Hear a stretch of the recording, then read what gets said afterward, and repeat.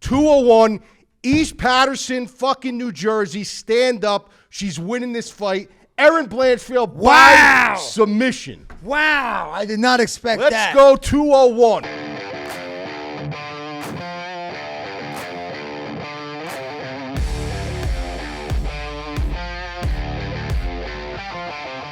Welcome to Inside the Distance, a combat sports show that's on the clock, discussing all things MMA, breaking down the top 5 fights on the next card, our favorite UFC DFS plays, and recommended UFC wagers. My name is Anthony Busciglio, a.k.a. Bush, and this is Mike, the MadLab Iurato. What's up? We are from the MadLab, MMA.com, one of the most trusted sources in MMA, DFS, and wagering. As a loyal member, you get full breakdowns with finishing predictions for every fight on the card, MadLab's recommended DFS plays, our best wagers, private members-only podcast, members-only live stream on fight day, where we assist you with lineup construction and wagers, fighter metrics for every fighter, and our private Discord where we watch the fights together and cash tickets. MadLab has hit over 60% on its predictions spanning over a decade. All the links to our site are below with a coupon code for $20 off your first month. Lastly, we're from New Jersey, so we work off of the gentleman's code. We'll provide fun, entertaining content every week and do our best to help you win money on DraftKings and wagering. In return, all we ask, subscribe to our channel. Okay? Smash the like button. Share our show with anybody who likes combat sports, sports betting, and or DFS. Any of your friends who like UFC, share the fucking show. Now, here's how the show works. We'll have 3 minutes to discuss the topics and fights you see on the sidebar and 5 minutes to discuss the main event. Okay? So, Mike, before we start the clock, let's do a quick little recap of UFC 284, Volkanovski versus Makhachev. What are your thoughts? Wasn't our greatest night. We took the L. We take it on the chin. We were on the right side of a lot of fighters, most of the fighters.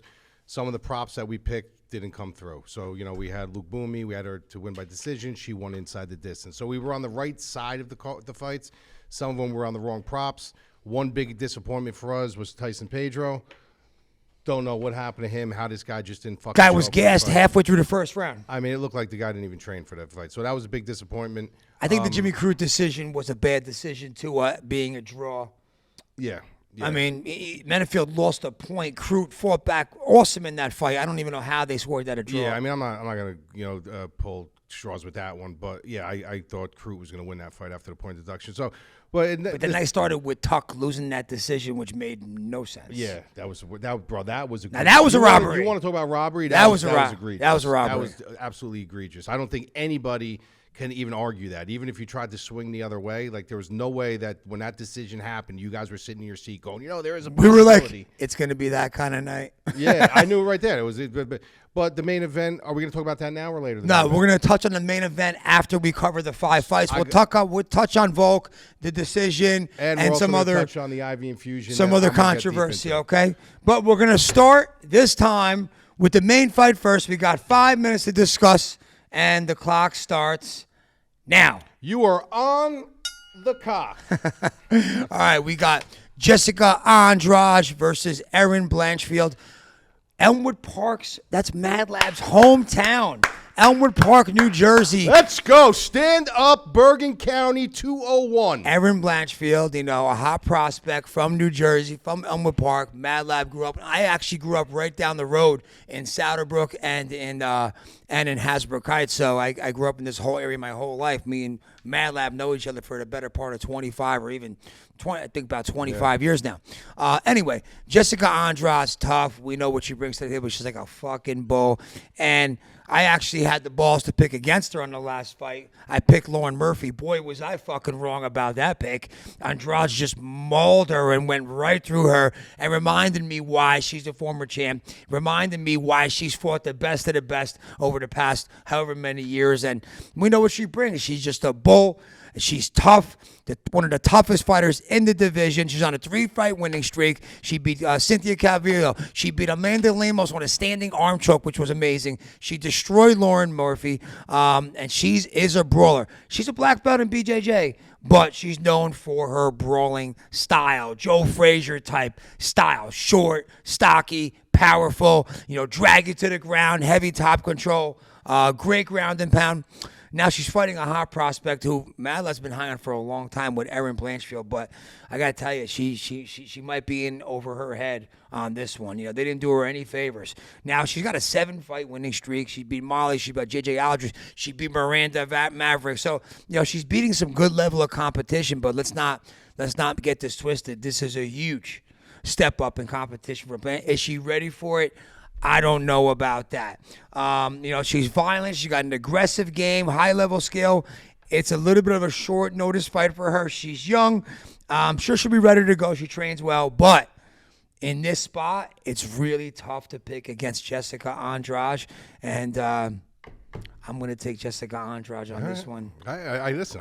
Everything you said makes sense. I'm not picking against her after that last fucking fight against Lauren No, Murphy. you know, when you look at Jessica Andrade, you got to remember everything that he said. Me and him slated this a long time ago about her style. She is the Joe Frazier of the division. She tucks in. She finds her way into the pocket. She will throw heavy hands. She is a black belt in Brazilian Jiu-Jitsu. She really doesn't use it all that much. She relies on her hand. She has faith in her hand. She has faith in pulling you into these firefights, and that's what she's always been good at. That's what makes her special. She's fought everybody in the division.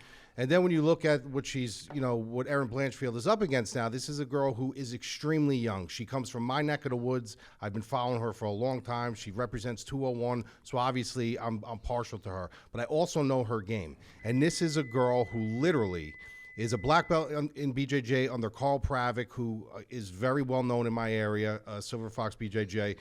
She won the Eddie Bravo Invitational, and I'm not talking at the teenage level. I'm talking she was a teenager coming up, fighting everybody. You've been talking to her about her for years. Right? The problem with this fight with her is this. You're looking at a major step up in competition. Major. This is D3 to D1. It's not D1 AA. This is D3 to D1. The only thing that I see that can be severely exposed in this is that she hasn't really grown into her power yet. She hasn't grown into her body yet. So when you're talking about, like we talk about old man strength and stuff like that, she hasn't grown into her strength. Her striking is very good. She comes from a Muay Thai background. She's been doing Muay Thai since she was 7 years old. She's got a nasty head kick. But her bread and butter is her grappling. She's extremely hyped. But my problem is she going to be able to muscle Andrade to the ground? If she can't, that's going to be a serious problem because I don't see her winning a firefight with Andrade. Andrade is not going to let her get into this tactical fight where she's going to get the space to be able to, level up and catch that. Even though she's got a nasty, nasty high kick, Andrade has seen it all. So that's where the problem. However, this is a short notice fight for Andrade on 1 week's notice. She just fought a couple weeks ago. She just fought. One of her biggest things is her conditioning. Her conditioning isn't that good. So who knows what she's going to look like. She's going to come into this fight. She's going to look to press the pocket. She's going to look to try to finish her early. If she doesn't do it, her corner is going to back her up and say, now you got to reserve that tank for the longevity of the fight. And that's where she could start hesitating, and that's when the younger Blanchfield to go forward. 201, East Patterson, fucking New Jersey. Stand up. She's winning this fight. Erin Blanchfield by submission. Wow, I did not expect that. Let's go 201. Wow, we might have a little, sometimes MadLab goes with his heart. And, I don't know about this one. Wow, MadLab, Let's go. I did not expect you to pick her. I know she's hometown, but I'm surprised, man. Wow, he picks We got a live one, 201. Let's go, Bergen County. Holy shit, I did not expect that. All right, there you have it. Minus 190 plus 160. I guess you like the dog here. I do, but I probably would not put my money on it. And you're gonna play both of these fighters in DraftKings. Yeah, DraftKings, pricing's good. You have to, but I'm telling you right now, there might be a situation where I do pull the trigger on Blanchfield in a bet. Wow, I like that. But I might take her by sub. Okay. If I do it. You heard it here. All right, let's start the clock, MadLab. We got Jordan Wright, the Beverly Hills Ninja, coming in as a sizable underdog, plus 235. 3-fight losing streak. He lost to Marc-Andre Barreau, Bruno Silva, Dusko Todorovic. He's a crowd friendly fighter, but I mean he hasn't ever lived up to expectations thus far. He's like a kill or be killed kind of guy. He's fighting Zach Pauga. I can't even say his fucking name. If you guys don't remember who he is, he was the winner of the he got to the Contender Series finale, and he fought against Muhammad Usman, not to be confused with his brother Kamaru Usman. Muhammad Usman, I remember watching him in the PFL, and I wasn't impressed at all. He got starts in the PFL. I was surprised he even made it to the Contender Series finale. Zach Pauga was a big favorite in the finale, and he ended up getting knocked out by Muhammad Usman. I was surprised about that. And now we haven't seen Muhammad Usman since then. Yeah. The guy literally won the Contender Series finale, and now we haven't seen him since. Yeah. It's got to be over a year when that happened. So, little odd that we haven't seen him. Anyway, Pauga's coming in at a minus 280 favorite. He has that one loss. He was 5-0 before that to Muhammad Usman. Jiu-Jitsu, Muay Thai. He's a more calculator fighter than Jordan Wright. He'll pick and choose his spots. He's definitely deserved to be the favorite. You know, Jordan Wright has 3 losses in a row. One more loss here. He might get the pink slip. I don't think he's going to get this one done either. I like Zach Pauga to end Jordan Wright's UFC run right now. Yeah, I think that the one thing I'm going to disagree with, I don't think Jordan Wright's done after this. You think they're going to keep him around? The reason because they why like is him? He's a fan. He finishes fights. He's either he's finished. He's kill or be killed. Yeah. And in the business of the UFC, that's what they want. They want you to win fights. They want you to be a contender. But they got to have these guys in the division that they know if we put him on the card, fights. he's going to either finish him or he's going to get finished. So Jordan Wright's on a 3-fight losing streak. So technically, normally even having a 3-fight losing streak, a lot of the times you wouldn't even see these guys anymore. But here he is. He's back on a big card like this because they know he's exciting. Zach Pauga, this is a guy, I believe he played for the Houston Texans. Very athletic. He's coming down in weight. He's a natural heavyweight coming down at light heavyweight for this. Sharp on his feet, but where he makes his money is on his grind. This guy will tag you from distance. He has decent lateral movement, but when he gets on his grind with you, he's very strong and he's very physical. That's where he could take away all that dynamic stuff from Jordan Wright. Jordan Wright was more of a karate-based guy. He's got good grappling skills. The guy looks like he belongs to be his statistics teacher at Princeton University. Really, that's what he looks like. Yeah, right? yeah. Like he could be a lawyer. Comes from a wealthy family. And this guy just comes out and he fucking fights. So he's going to want to be dynamic. He's going to want to try to finish the fight. All his fights, except for one, have finished inside the distance, whether he's won or lost. But Pauga can put that grind on him. He's going to, hydrate up. He's going to put that weight on him. He's going to make him carry his weight, and I think Pauga wins this one. Plus 235. I mean, plus 235. I think this line is a little inflated. You think Pauga covers at 9,000? I'm gonna back out on that one. I think that, like I said, in order to win this fight, he can't let Jordan Wright get loose. Therefore, he's gonna have to put a grind on him. So I'm not high on that price. I think both of the prices are extremely high. Be careful with this fight. All right, round 3. Round 3, we got Josh Parisian coming in as a favorite, minus 230, heavyweight, fighting against Contender Series guy, Jaamal Pogues. I don't know much about this guy. I know he's a 2-fight winning streak. I know he's a headhunter. I talked to MadLab a little bit about him. MadLab's not too high on this guy. Not that we're that high on Parisian either, but at least he's got somewhat of a resume. He's fought a couple of tough guys. He knocked out Badu on the last on his last fight. In his last fight. Badu. How do you say his name? Is it Badu? Badu? Yeah. Badu? The way you said it sounded like Scooby-Doo? Like a cupcake. Give me one of those Badus over there. I mean, look, it's a heavyweight fight. Anything happens in a heavyweight fight. You never know, but I'm going to go with John Parisian just because I fucking know him and he's been in UFC for a little while. Yeah, this is a fight. I don't even think we need the 3 minutes for it. So when you look at both of these guys, you look at Parisian and you know he's not a good fighter, but the guy is greasy. The guy will get in there. The guy will fight. He'll just keep moving forward. He's a typical Tank Abbott type of fighter. He's nothing special, but the dude is tough. The dude will move forward. If you don't knock him out, even when he's tired, he'll lay his weight on you. So you know he's got that within him. When you look at Jaamal Pogues, this is a guy, if you watch some of his fights, he just charges forward. He looks to sling leather, almost like the fight with, what is it called? Dan Severn. Was it Dan Severn? Not the, I forget which fight it was. But he just wants a club. And after he's done clubbing, if he doesn't knock you out or you don't knock him out, the guy gets tired, which is normal, for that kind of a pace. So he's just sloppy in his entire approach. His leg kicks are sloppy. His punches are sloppy. His punches come out of the gate fast. They look sharp. They look fast. But he becomes very, very sloppy. And I think if Parisian withstands that initial onslaught, he's going to get tired, and Parisian's just going to start taking over with an ugly, ugly fight. So I'm going to pick Parisian here. I mean, I don't have no positive or, confident lean either way. But if I had to put money on this fight, my money would be on Parisian. Parisian's just win, loss, win, loss. We're just rotating wins and losses. Right, but here. he's shown that toughness. He's shown that toughness. Yeah. Even though that toughness doesn't make you a good fighter, it is an element when you're fighting some of these lower gauge guys. It just shows you that the UFC is just starving for heavyweights too. Starving. That they're constantly just having some of these guys, and even though they're nothing special, Yeah. but they need these bangers in there to make it exciting. How long have we been starving for heavyweight in boxing? Forever? I mean, forever. Since and it's amazing too, because if you think about it, if you walk into some of these gyms, you see some of these guys, but people are getting smarter and smarter and smarter. They don't want to take that kind of punishment. That's the thing. Yeah. A lot of fucking punishment, All right. Look at that. We finished inside the distance on that one. Oh, wow. That was the first one we ever finished inside the... We actually got to wait 7 seconds before We got to wait the clock before restarts. it goes back on the cock. We're on the cock. All right, let's go. Hit the clock. Hit the clock. The cock starts now. All right, round 4. We got to put the chicken things in there. Yeah, happy Valentine's Day. Happy Valentine's Day. We got William Knight against Marcin. I can't say his name right. Over Prachnio. All right, William Knight's a menacing figure to look at. He just has that big frame, big power, big muscles.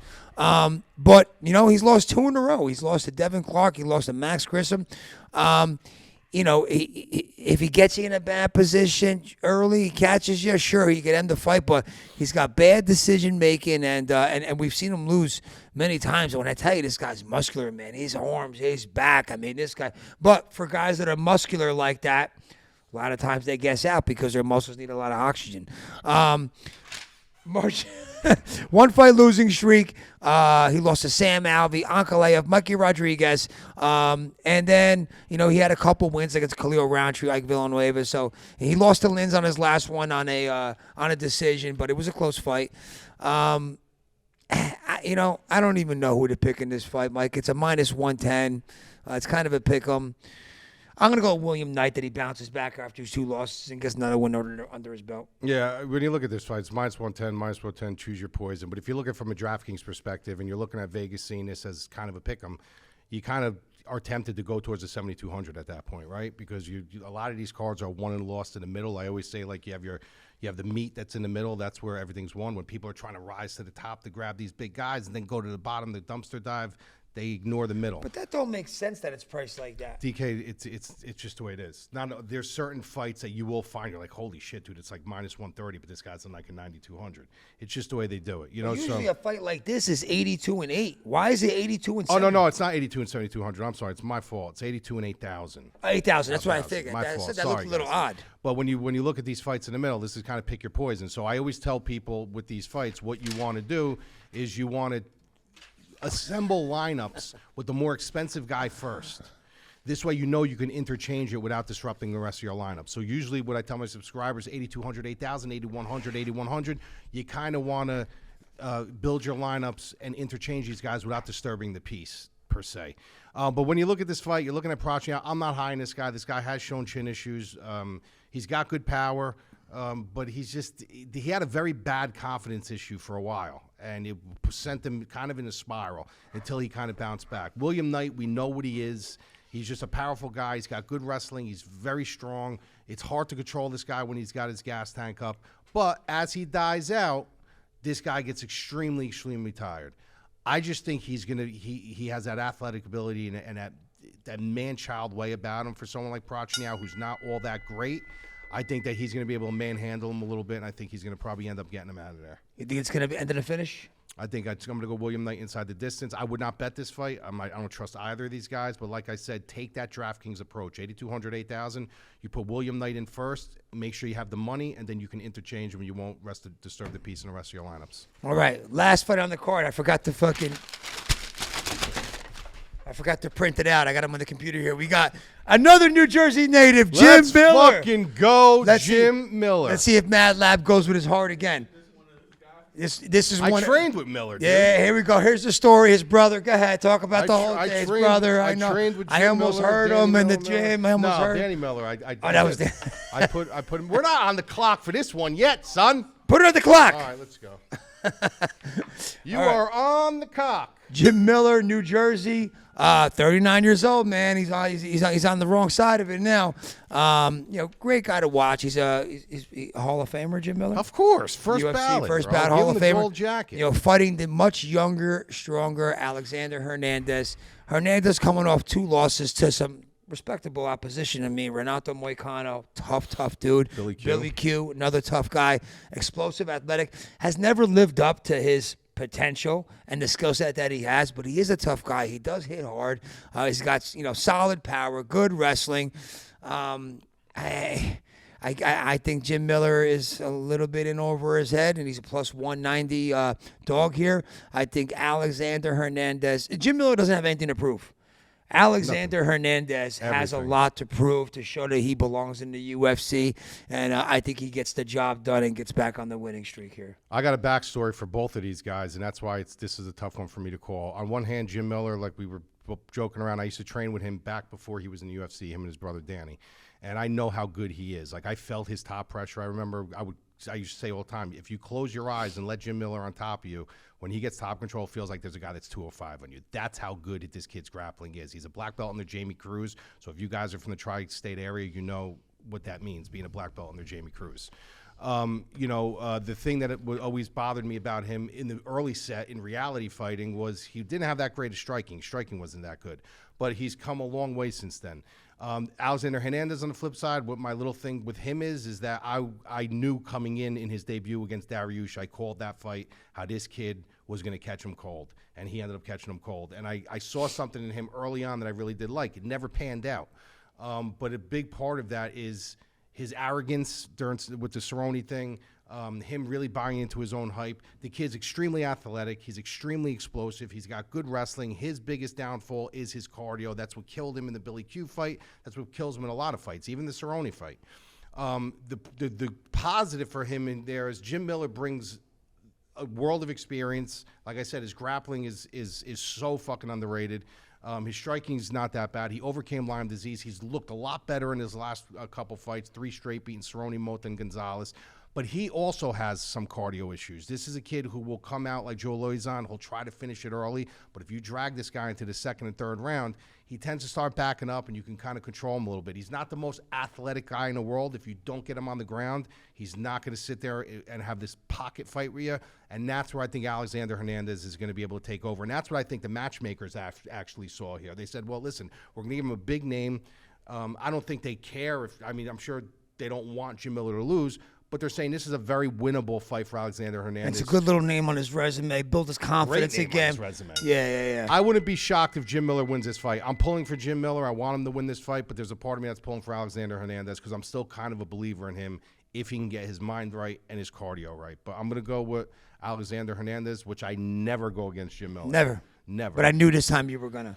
Yeah, and I would say the value is on Jim Miller from a betting perspective, plus 200. I'm not going to personally touch it. I think the value is on him on DraftKings too because of the question marks with Alexander Hernandez's cardio. He might shy back a little bit now. Yeah. And, so I don't know, but I'm going to go with Alexander Hernandez. I'm going to say Alexander Hernandez inside the distance. Inside the distance. Yeah, I'm going to say like third round. All right, there you have it. All right, now we're going to close. We're not going to close. We're going to talk quickly about UFC 284 and specifically the Volkanovski-Makhachev decision and some of the controversy that's been going on since then. No clock.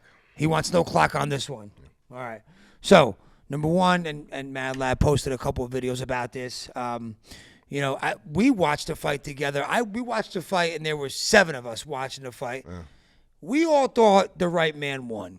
I don't think there was one person that we were with that thought that Volkanovski, we were like, wow, what a great fight. He just didn't do enough. We all thought that he won. Now, I didn't think there was a controversy. But then all of a sudden, all over Twitter and this and Discord, and I was like, oh, wow, I didn't know people really were a bunch of friends. I'm like, he got robbed. Like, here we go with the fucking robbed. Here we go with the robbery.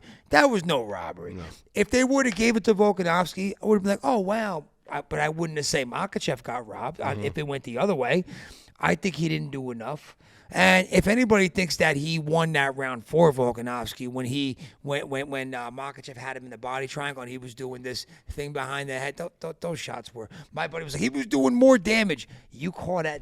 You call this damage? Yeah. Well, I'm going to say something. You call that damage? That's not. If he was throwing elbows, that's one thing and causing real damage, but that's not damage.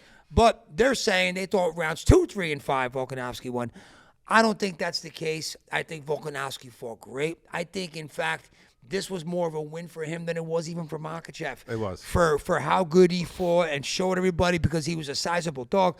I think this was great for Volkanovski. He got more respect from the fans about it. And Makhachev kind of went down a notch in people's eyes, which is a little crazy because he did just beat the pound. It just, the whole perspective is just. Did you see the new rankings came out? No. They didn't give it to him. They didn't. Who they give it to? Volkanovski. They left him number 1 pound for pound? Which is bullshit. No way. Yeah, which is bullshit. Did they really? Yep. Wow. Yeah. How's that for disrespect? That's extremely disrespectful because that was what you marketed to be on the line. They left Volkanovski at pound for pound number 1. Now, you got to remember who does it. You got to remember, this is why I don't like rankings. The media does it. Wow. And you're talking about the media. That's fucked up. The media. I mean, technically, that's what it was, pound for pound. And the media, the UFC doesn't control that. The media does. The media kept him in pound for pound. I did not know that. Yeah, it just came out. I mean, I love Volk. He's love him such too. a guy's guy, man. He says all the right things. Even on Hawani yesterday, I listened to him on the way home, and he was like, "Yeah, listen." He kept saying, not trying to be disrespectful, not trying, because he was talking about what happened with the fight. He thinks he won, but he kept saying, I'm not trying to be disrespectful because he did beat me. Like, he's a very respectful guy. He says the right things. He's just like He is. How do you not root for the guy? I love the guy, but here's the thing. The fact of the matter is, what facts is facts. He lost the fight. He lost. So whether or not you guys want to sit there, you guys got to remember, too, where this is all coming from. When you guys go on Twitter, I saw robbery trending. It wasn't like I saw a couple tweets. It was trending, robbery. So when you see that, you got to understand where it's coming from. It's coming from, obviously, the Australian fan base, obviously his fans. A lot of them are bettors. They're not people that don't have any kind of grease in the game. So you got to look at where it's kind of coming from. There is no way in hell that if there was one robbery on that card, it was Tuck. Yeah, of course. That was a robbery. That was a robbery. And even that was a slightly close fight here and there in certain aspects. Yeah. This was not a fucking robbery in any way, shape, or form. So whoever thinks that Volkanovski won the fight, listen, I could sit down with you for an hour and you could probably play some good arguments on why you think so. But the one thing that I can't figure out how you can give a round to Volkanovski when, guys, if you know scoring and you know the scoring system, whether he's got him in a body triangle or he was in a dominant position. That's all you need to know. When he had his back and he was in a body triangle, he was in a dominant position. Was he super active fishing for things? No. But was he active enough for the ref not to stand him up? Yes. If the ref's not standing you up, you're being active enough. And he said that, Volkanovski? They asked him about round 4. He goes, he had me in a body triangle. He's like, I should have got out of it. Right. He even said it that he didn't win that round. So when guys, and I don't want to say his name because I respect him, but guys like Ariel Helwani, when he's doing an interview and he's saying, well, he had you in a body triangle, but he was causing damage with it. That's not damage. That's not damage. So you're telling me that this right here is more significant than a dominant position? The fact of the matter is you're in a dominant position. It's your job to figure out, why did I get into this position? You got into the position. Now you got to get out of the position. If you can't get out of the position and the ref don't stand you up, the ref deems it that he's being active enough that he doesn't have to stand you up. Round's over. He wins the round. Now that's round 4. But a lot of people are saying they thought that Volk won 2, 3, and 5. Five we know. These are people who are betting them and do little things here and they'll pull little things there. But a lot of people are gauging towards that round 4, which doesn't make sense. Round 5, clear Volkanovski. Of course. Clear. What a great way to end the fight. Great way to end the fight. Great way to end the fight. Now, if this thing went another 2 rounds, you're talking about probably a Volkanovski win. Hey, bro, it could have been 2 more minutes. That's what I'm saying. He had him. Right. He had him in a bad position, man. He looked like he could have won another 5 rounds. He said that. I could have won 5 more. But here's the thing: what you guys got to understand too. This is another thing that there's this thing. You hear about this whole IV infusion thing? You told me this morning a little bit about it. Okay, so guys, this is why you got to just let everything go out the way. Let USADA take care of this, because first, if it was a tweet by Dan Hooker saying that this was an IV infusion. Then there's pictures flying around because we all get interested. That there's a promo picture of him with a spot on his arm, and everyone's trying to figure out now, was this before the weigh-ins or was this after the weigh-ins? Now there's a bunch of things you could say here. One of them is, if you're looking for strictly IV infusion, yes, that makes a whole lot of sense to try to figure it out when. But one of the reasons why they pulled IV infusions out is for blood doping. Okay, it makes it easier to blood dope. And when you blood dope, it doesn't matter if he took it before, because he would take it before. Because what they do is they pull the blood out from you, they store it, and then when the time is right, they re-inject it to you, and they give you a surge of red blood cells that are completely oxygenated that your body can't produce at that pace. It gives you in that crazy amount. increased stamina, Right, so it's almost like a form of EPO in that sense, you know, because you could do EPO too. Another thing is IV infusions don't only have to go in here. They can go into your hand. You want to get dangerous and take a chance, you can go onto the top of your foot. Like, there's many places you could do it. But there's also the fucking the clause that would be really fucked up if the UFC authorized it. Because the UFC can authorize a certain amount of IV. They absolutely can. Why would they? For what reason would they authorize it? If he had you got a fight of this magnitude, it's a big fight. He had a bad weight cut. We saw them pull the curtain. And they say, like, he goes to the hospital, and when you go to the hospital, when you go to the hospital, if the hospital says that, like, you know, yes, he absolutely does. Because it's too dangerous to fight without him getting hydrated. They'll give them, some sign hydration. off on a little. It's got to be a max. You can't go to a certain level. See, I didn't know that. They will. They're allowed to do that. If they did that, and that's why the UFC isn't talking, that's fucked up. So the story's still unfolding. The story's still unfolding. So you guys got to just let this thing unfold the way it's going to unfold. You know, I don't think he's done anything wrong. I think it's fucked up that they took the pound for pound thing away from him. People are saying, I didn't know that. It's terrible, dude. Hey, you know what? I wish Volkanovski would have won. Man, he fought as good as you could ask for, though. He showed up like a fucking champ that he is. Now he's going to go back down and fight Yair Rodriguez. Oh, I know. I remember what it was now. What? So you got to remember too. Think about, and I'm going to give credit to Chael Sonnen on this too, because Chael Sonnen kind of made this, put this story up. Like, think about those Dagestani guys, dude. Oh, think about those Dagestani guys. You fucking think for 1 second, dude, that they're going to have a nurse in there and they're going to be like, they're not going to be like, dude, listen, we're doing something that's completely off the cuff here. Right. You fucking say anything. Or you fucking should, like, bro, there's no way in hell. First of all, I don't know how the Australian laws are to USA, but you'll never find out who that nurse was because there's HIPAA.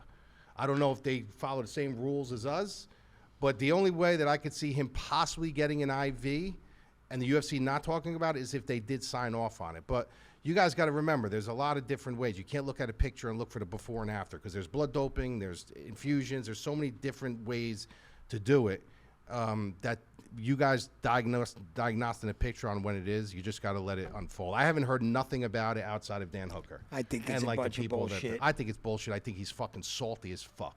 I think he's salty. Yeah. One of his Australian brothers lost. Yeah. Anyway, great fight. Pretty good card, but great ending to the fight. Volkanovski's the fucking man. And let's not forget the dog pick of the week. And don't forget, we're from the MadLab, MMA.com. Come check us out. There's links below in the description. $20 off your first month. Give us a shot, and we'll see you next week. Click the bell. Click the bell.